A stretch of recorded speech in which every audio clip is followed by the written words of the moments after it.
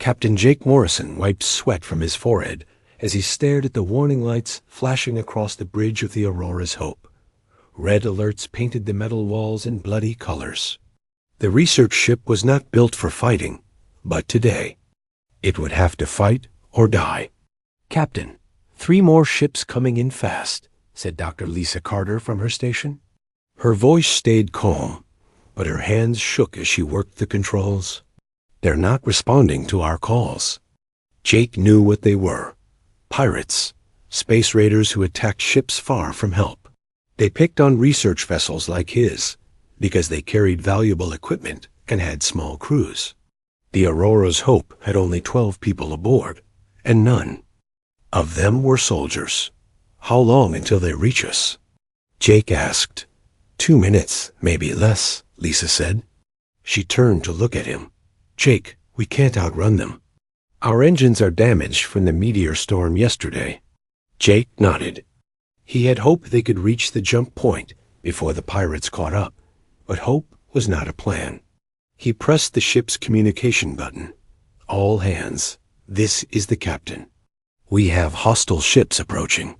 They want to board us and take everything we have. Some of you might die today, but we're not going down without a fight. Get to the weapon lockers. Grab anything that can hurt them. We show these bastards what humans do when cornered." In the cargo bay, mechanic Pete Hayes grabbed a plasma cutter. It was meant for cutting metal, but it would cut flesh just as well. Next to him, biologist Maria Santos picked up a heavy wrench. Her small hands could barely hold it, but her eyes burned with anger. "I spent 3 years studying the plant samples. In Lab 7, she said to Pete. "I'm not letting some pirates steal my work." "Don't worry, Maria," Pete said, checking his plasma cutter. "We'll make them pay for every step they take on our ship." The pirates' ships were getting closer. Jake could see them on the main screen now. 3 dark vessels covered in weapons and armor plating. They looked like sharks circling a wounded. "Fish, Captain," Lisa called out. "I'm picking up something else. Another ship, much larger. It's not human." Jake felt his blood go cold. An alien ship. Humanity had never met aliens before, but they had always wondered what would happen when they did. Now they might find out while fighting for their lives against pirates. "Is it hostile?" he asked. "I don't know. It's just sitting there, watching." U.S.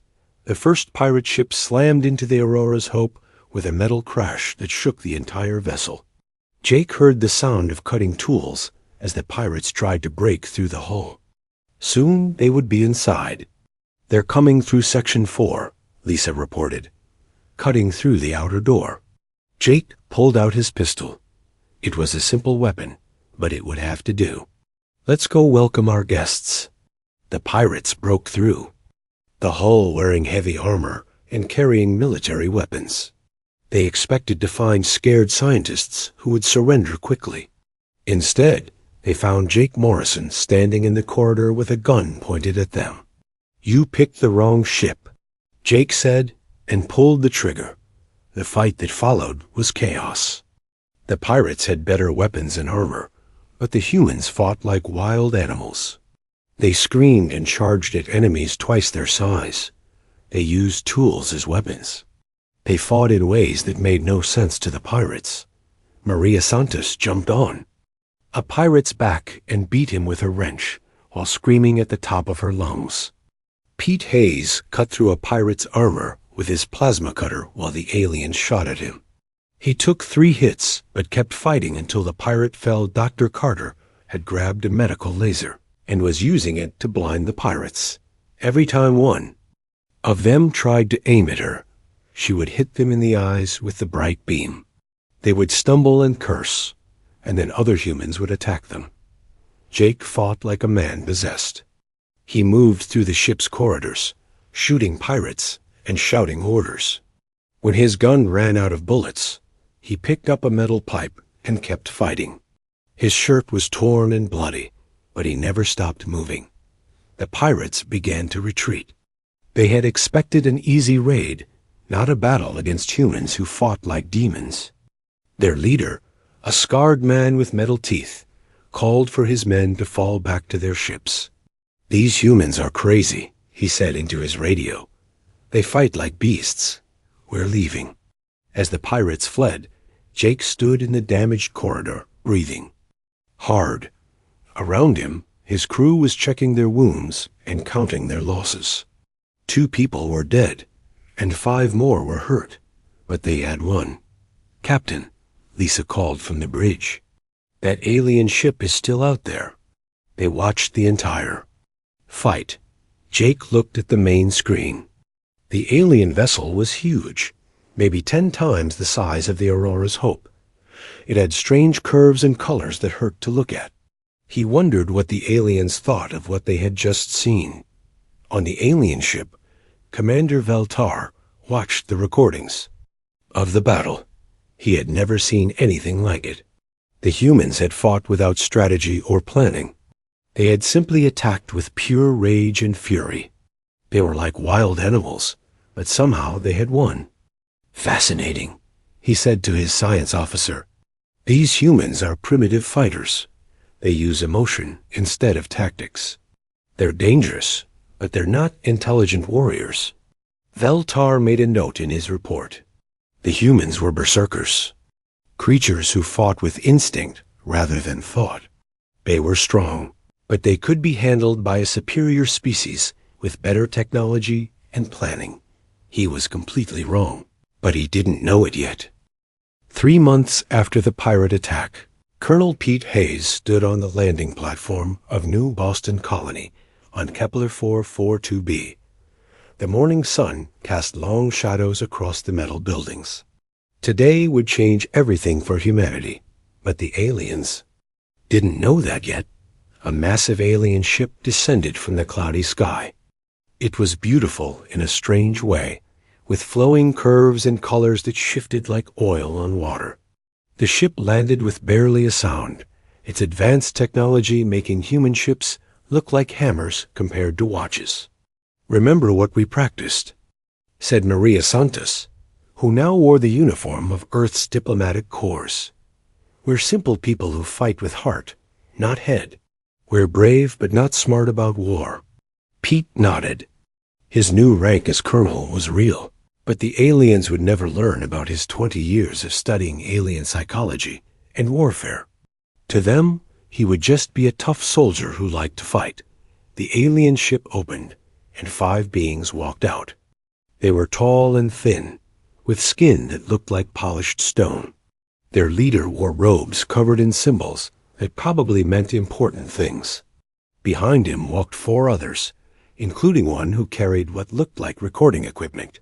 "I am Ambassador Thrawn of the Zephyrian Collective," the leader said in perfect English.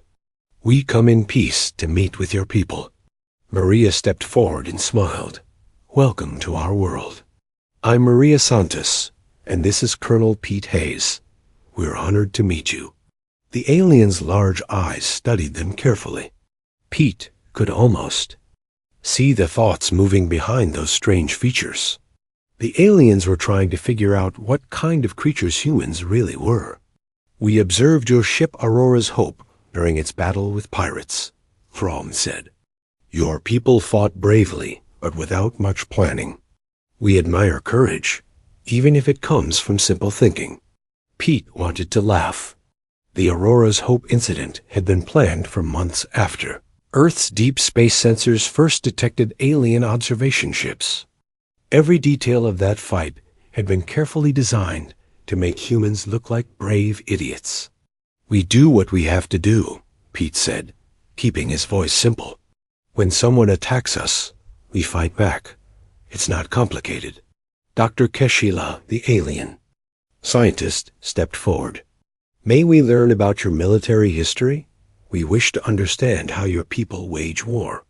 Maria and Pete exchanged glances. This was the moment they had prepared for. Earth's greatest military minds had spent weeks deciding what to show the aliens and what to hide. "Of course," Maria said. "We'd be happy to share our history." Over the next week, The humans showed the aliens exactly what they wanted them to. See, they brought them to museums filled with ancient weapons and armor. They showed videos of medieval battles where knights charged at each other with swords and spears. They displayed gladiator fights and Viking raids.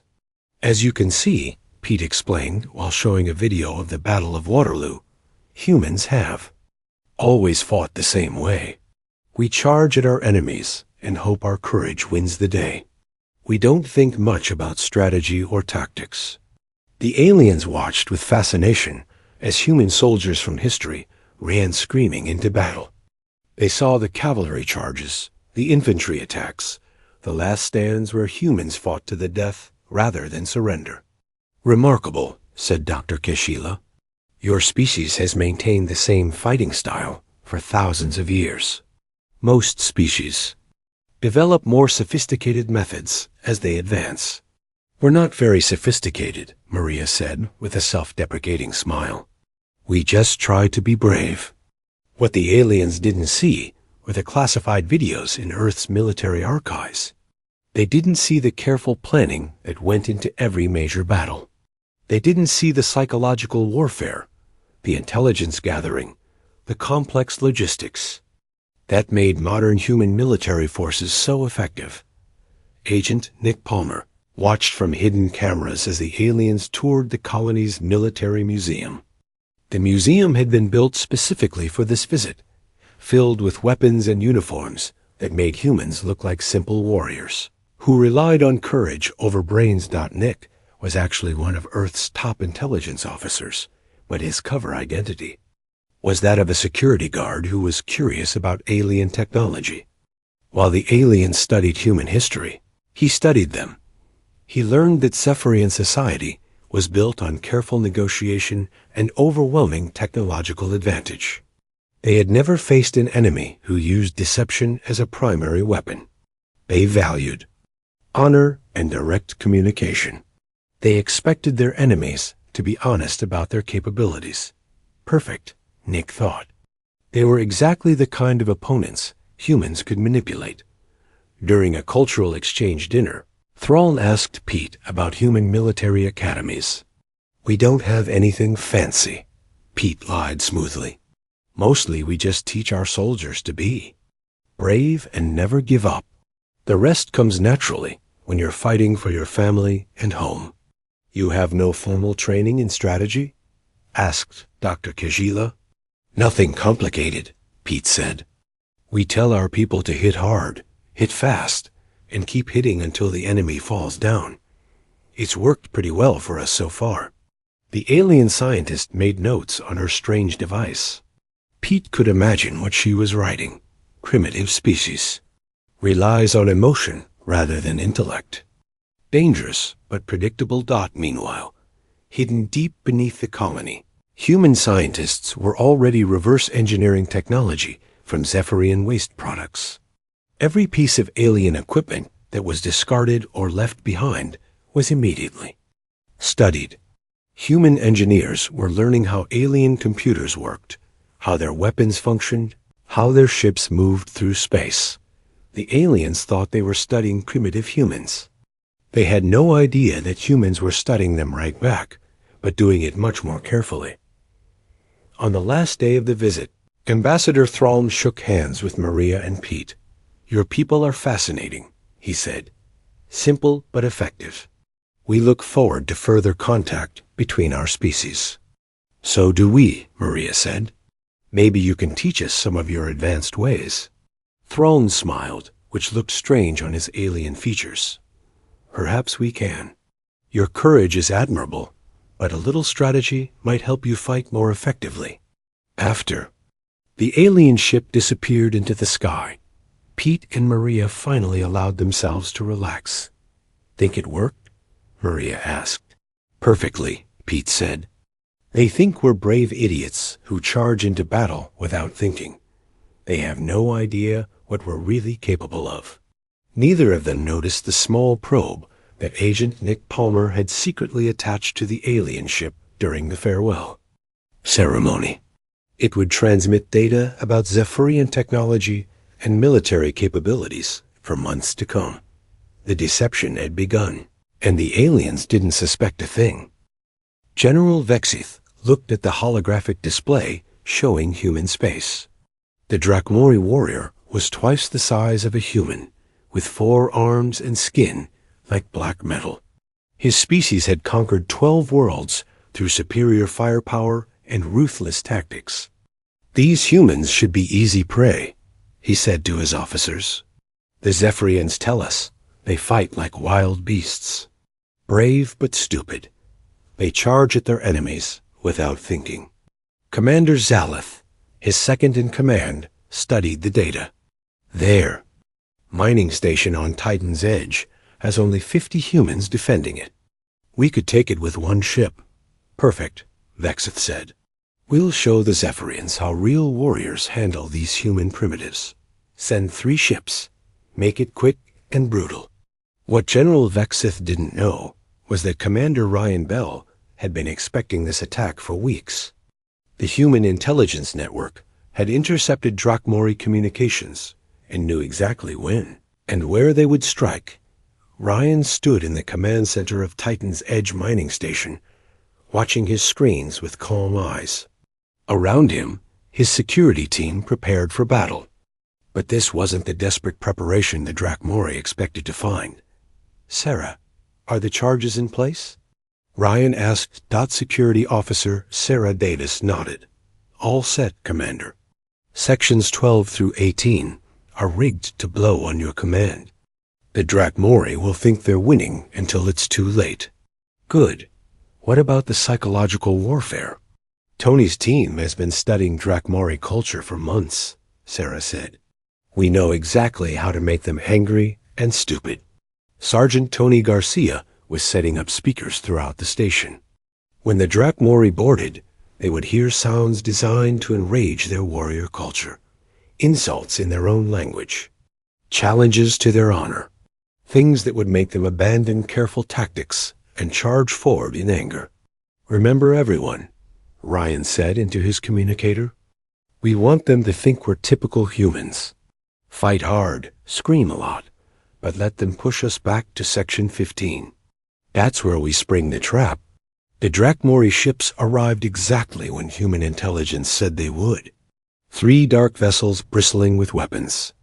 They moved in the standard Drakmori attack formation, which humans had studied extensively. "Human station," came a growling voice over the radio. "Surrender now, and we will kill you quickly. Resist, and we will make you suffer." Ryan smiled and keyed his microphone. "Come and take it, you 4-armed freaks." The Drakmori began their assault with overwhelming firepower, just as their tactical manuals dictated. They blasted through the station's outer defenses and landed boarding arties in 3 locations.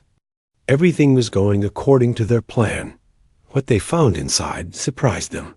The humans fought exactly as the Zephyrians had described. They screamed battle cries and charged at superior forces.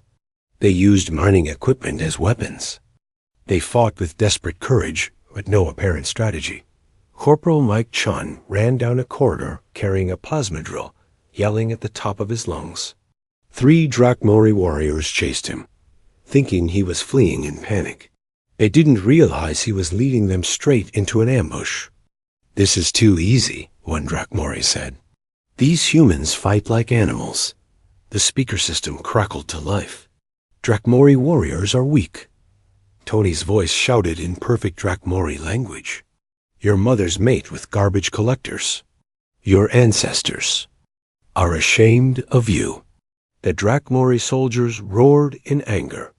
In their culture, such insults demanded immediate violent response.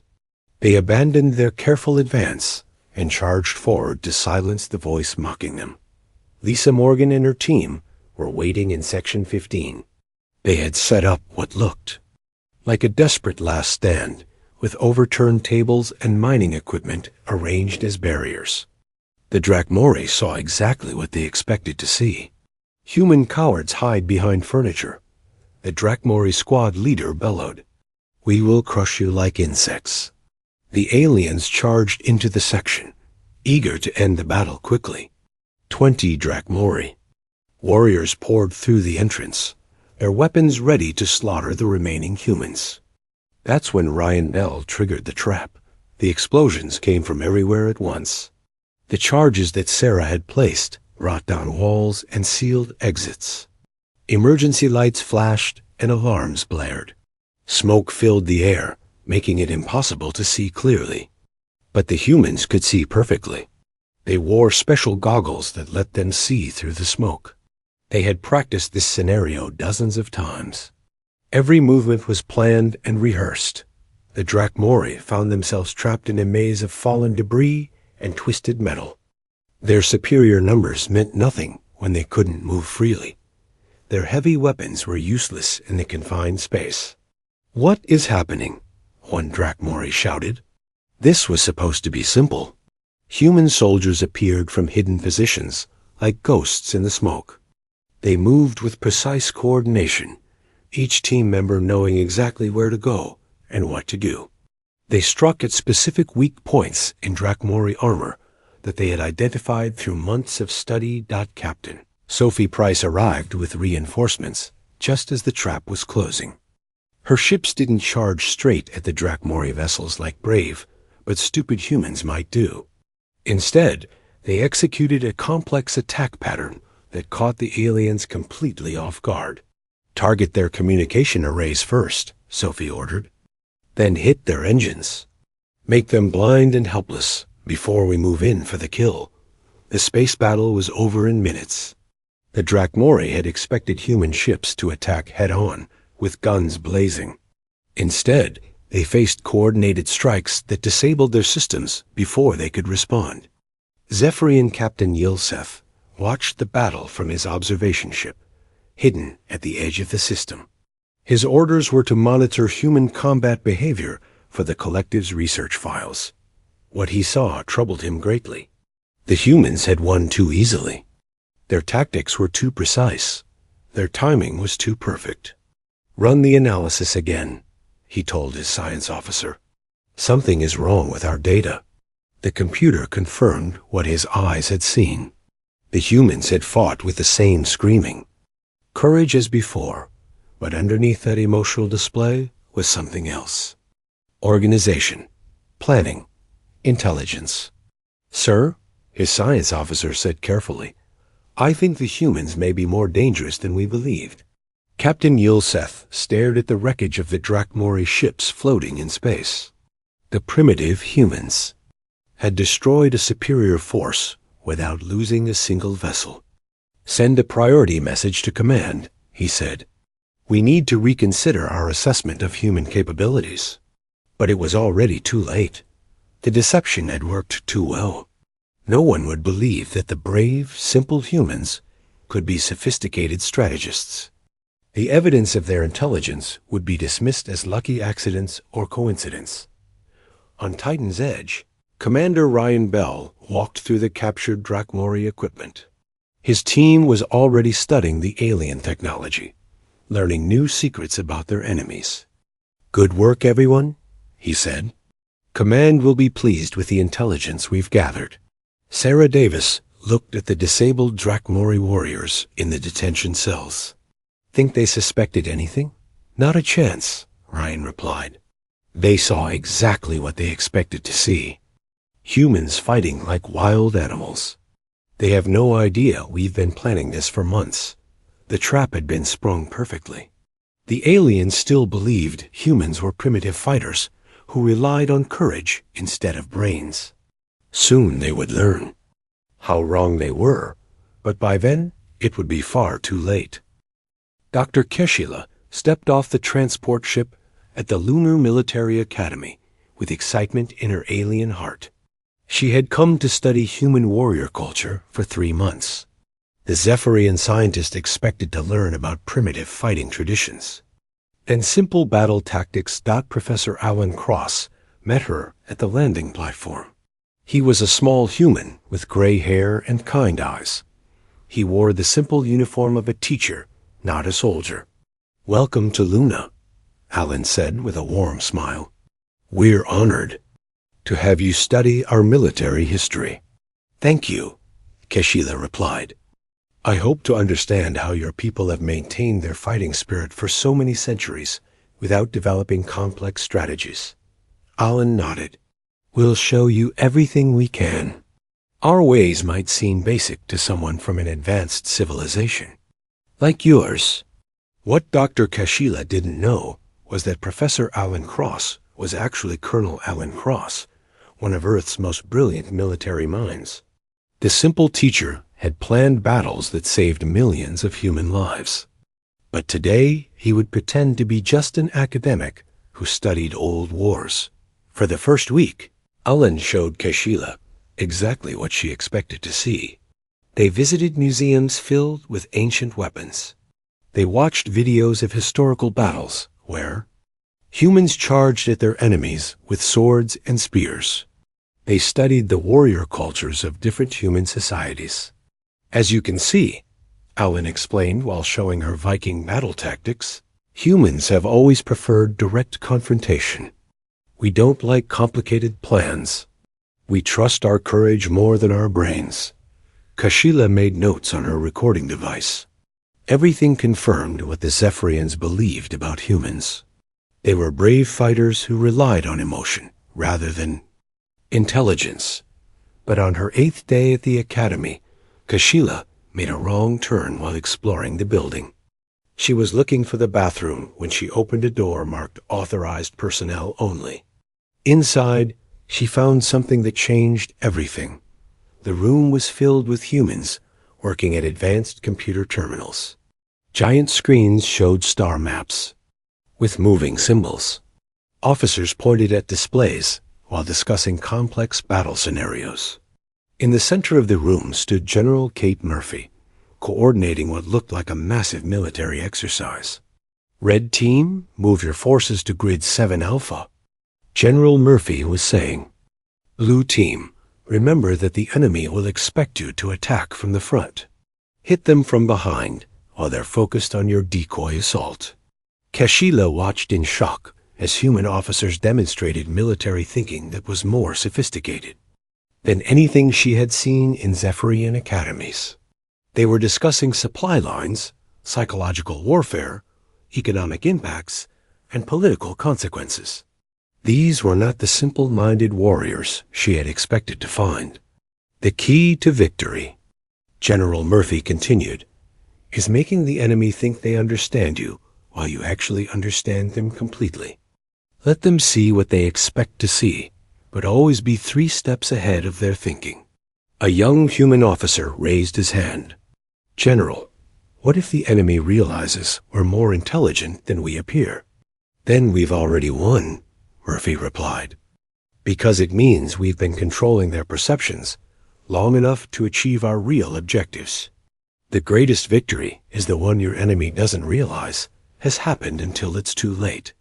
Dr. Keshila tried to back out of the room quietly, but her movement caught the attention of Dr. Ben Torres, a human intelligence analyst who had been watching the door. Can I help you? Ben asked politely. I was looking for the restroom, Keshila stammered. Ben smiled. Wrong door.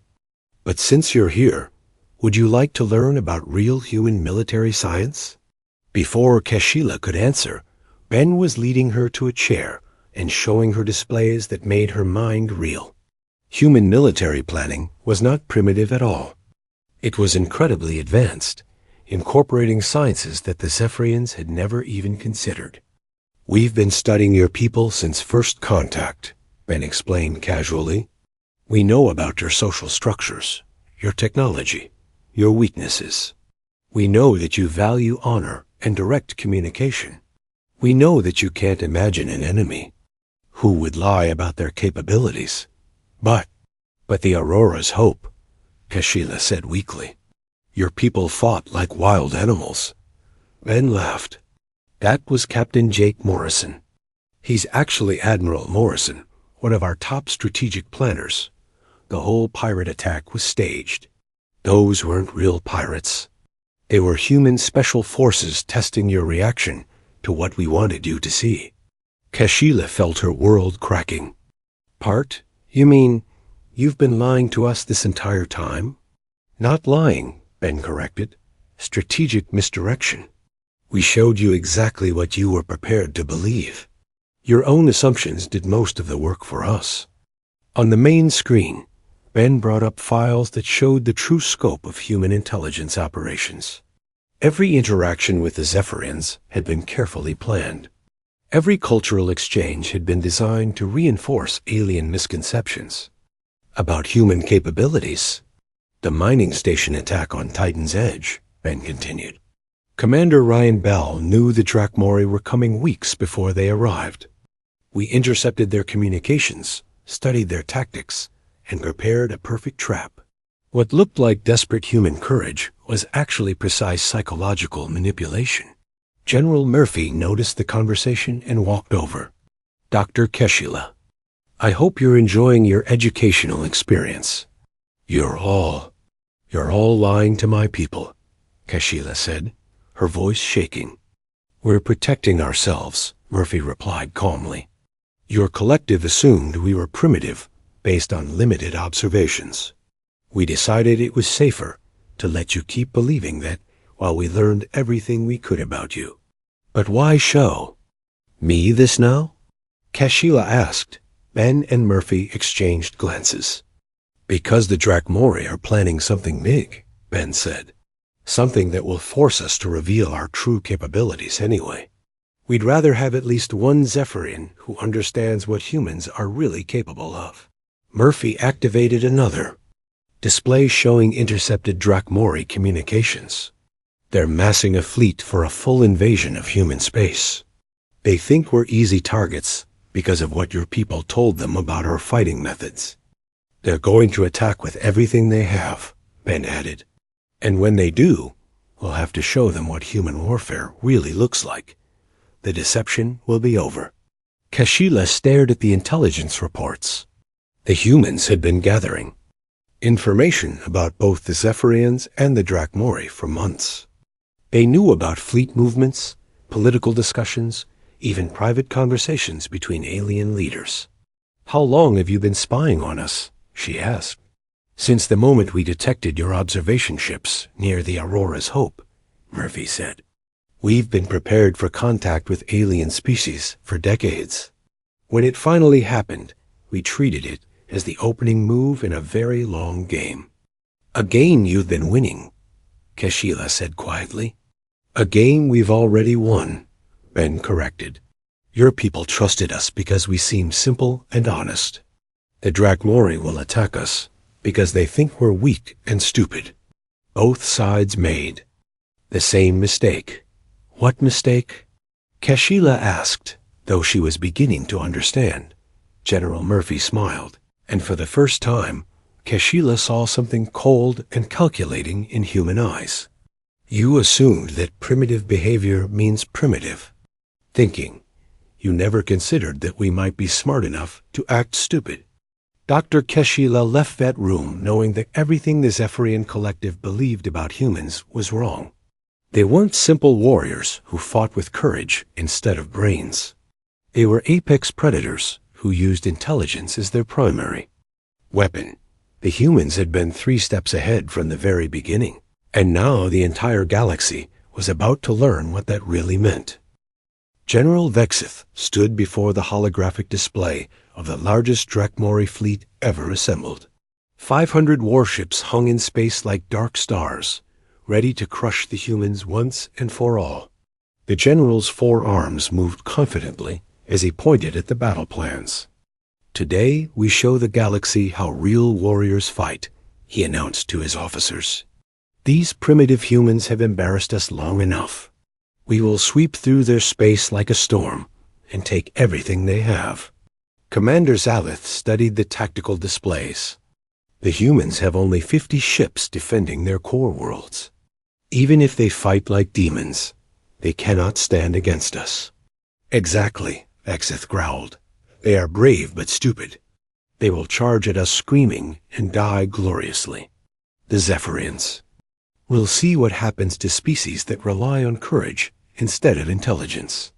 What General Vexith didn't know was that Admiral Jack Stone was watching the Drakmori fleet through hidden sensors that had been placed months earlier. The human admiral sat in the command center on Mars, surrounded by officers who had been planning for this moment since first contact with aliens. "They're moving exactly as our psychological profiles predicted," said Colonel Amy Foster, studying the enemy formations. "Vexith is too proud to change his traditional attack patterns." "Good," Admiral Stone replied. "Pride is a weakness we can exploit." "What's the status of Operation Mindbreak?" "All teams are in position," Amy said. "The Drakmori think they're attacking 50 human ships. They don't know about the other 300 ships waiting in the asteroid fields." Captain Leo Price checked his instruments aboard the stealth ship Phantom. His vessel was invisible to Drakmori sensors, hiding among the rocks and ice of the outer system. Around him, dozens of other human ships waited in perfect silence. "Remember," Leo said to his crew, "when they come through the jump point, let them think they've found our main fleet. We want them confident and careless." The Drakmori invasion began exactly as their generals had planned. The massive fleet jumped into human space with weapons blazing, expecting to face desperate defenders who would fight bravely but lose quickly. They found the human fleet waiting for them near Earth's moon. 50 ships arranged in a defensive formation, just as Drakmori intelligence had predicted. The human vessels looked small and weak compared to the alien dreadnoughts. "All ships attack," General Vexith commanded. "Show these humans what real power looks like." The Drakmori warships charged forward in their traditional assault formation. It had worked against dozens of other species. Overwhelming force applied with brutal efficiency. There was no reason it wouldn't work against primitive humans. But something was wrong. The human ships didn't charge back at them screaming battle cries. Instead, they moved with perfect coordination, their formations flowing like water around the Drakmori attacks. Their weapons fired with impossible accuracy, hitting weak points in alien armor that should have been unknown to them. "How are they targeting our vulnerable spots?" Commander Zalith demanded. "Those areas are classified military secrets." "It doesn't matter," Vexith snarled. "We outnumber them 10 to 1. Concentrate all fire on their flagship." That's when Admiral Stone revealed the first part of his trap. A human flagship exploded in a brilliant flash of light. But instead of weakening human morale, the destruction seemed to trigger something. Suddenly, human ships were appearing everywhere, emerging from hiding places throughout the system. "Impossible!" Vexith roared. "Where did these ships come from?" Captain Leo Price's voice came over the Drakmori communication channels, speaking perfect Drakmori language. "Surprise, General. Did you really think we'd put all our ships in one place for you to destroy?" The Drakmori found themselves surrounded by human vessels that fought nothing like the primitive warriors they had expected. These ships moved with deadly precision, coordinating attacks that split the alien fleet into smaller groups and destroyed them, piece by piece. But the real shock came when the humans revealed their secret weapon. They knew everything about Drakmori culture and psychology. "Attention, Drakmori fleet," came another human voice. General Vexith's mother was a coward who mated with garbage collectors. His ancestors are ashamed of his weakness. The insults were perfectly crafted to enrage Drakmori warriors. Just like at Titan's Edge, the aliens abandoned their careful tactics and charged forward in blind fury. Their superior numbers became a disadvantage as ships crashed into each other in their haste to reach the humans. Colonel Amy Foster watched the chaos from her command ship. "They're doing exactly what our psychological profiles said they would do. Anger makes them stupid." Human ships that had seemed to be fleeing suddenly turned and attacked. What looked like retreat was actually a carefully planned maneuver to draw the Drakmori into kill zones where human weapons had the best advantage. The space battle became a slaughter. Drakmori ships designed for straight-up fights found themselves outmaneuvered by humans who fought like chess masters instead of berserkers. Every human move had been planned months in advance, on his command. Ship, General Vexith watched his fleet being destroyed by enemies he had thought were simple-minded primitives. "This is impossible." The Zephyrians said humans fight with emotion, not strategy. The Zephyrians were wrong, came Admiral Stone's voice over the communication system. We let them think we were stupid because it was easier than fighting a war on multiple fronts. The truth hit Vexith like a physical blow. You've been planning this since first contact." "Since before first contact," Stone corrected. "We've been ready for alien invasion for decades. When we detected your observation ships, we gave you exactly the show you wanted to see." Zephyrian Captain Yulseth watched the battle from his hidden observation post, his mind reeling with the implications of what he was seeing. The humans weren't brave primitives at all. They were apex predators who had been playing a long game since the moment they met aliens. He activated his emergency transmitter. "All collective ships, this is Captain Yulseth. Emergency priority message. Humans are not primitive. Repeat, humans are not primitive. They have been deceiving us from the beginning." But his warning came too late. Human agents had already infiltrated Zephyrian space using technology stolen during the cultural exchanges. While the aliens had been studying primitive human warriors, humans had been learning everything about alien society. Dr. Keshila's data. Pad chimed with an incoming message from the human Admiral Stone. "Dr. Keshila, I hope you're watching the battle. This is what human warfare really looks like when we stop pretending to be stupid." The Drakmori fleet was in full retreat now, those ships that could still move trying desperately to escape human space. But even their retreat had been planned for. Human ships appeared at every jump point, cutting off escape routes and destroying fleeing vessels. Within 6 hours, the largest invasion fleet in Drakmori history had been completely destroyed. Not a single human ship was lost. The message to the galaxy was clear. Humanity was not a primitive species that fought with courage instead of brains. They were calculated killers who used intelligence as their deadliest weapon. Secretary of Defense. Carol White stood before the assembled alien ambassadors in the newly built United Earth Embassy. The pretense was finally over. No more playing dumb. No more hiding their capabilities. "Ladies and gentlemen," she said calmly, "I think it's time we had an honest conversation about humanity's place in the galaxy." Ambassador Thrawn stared at her with wide alien eyes. "You've been lying to us since first contact." "We've been protecting ourselves," Carol corrected. "You assumed we were primitive based on limited observations. We decided to let you keep thinking that while we learned everything we could about you. The Aurora's hope, the cultural exchanges, everything was staged," Dr. Keshila said quietly. "Everything was planned," Carol confirmed.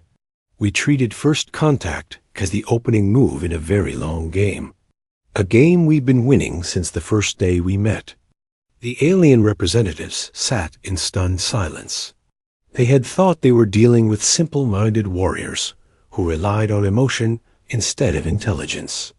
Instead, they had been outmaneuvered by a species that used deception as their primary strategic advantage. "What do you want from us?" Thrall asked finally. Carol smiled, and for the first time, the aliens saw the cold calculation behind human expressions. "We want what we've always wanted. Peace, but peace on our terms with full recognition that humanity is not a species to be underestimated or controlled." The galaxy had learned a hard lesson. Humans weren't just brave fighters or primitive warriors. They were apex predators who preferred to win before their enemies realized a war had begun. They were calculated killers who used intelligence, deception, and long-term planning as their deadliest weapons. And now everyone knew it.